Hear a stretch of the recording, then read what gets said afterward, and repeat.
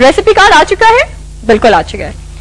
बादामी chicken के लिए दोस्तों आपको जरूरत है 1.5 kg चिकन की, 3 medium size onion, 2.5 teaspoon ginger and garlic, उसके अलावा 1 cup yoghurt, 2 tablespoon ground almonds, 2 tablespoon blanched almonds, 5 to 6 green cardamom, 2 tablespoon red chillies, 1/2 teaspoon turmeric powder यानी हल्दी का पाउडर, उसके अलावा 1 टेबलस्पून व्हाइट क्यूमन सीड, साथ में आधा कप ऑयल और साथ में 1 कप क्रीम और 6 से 8 अदद हरी मिर्चें।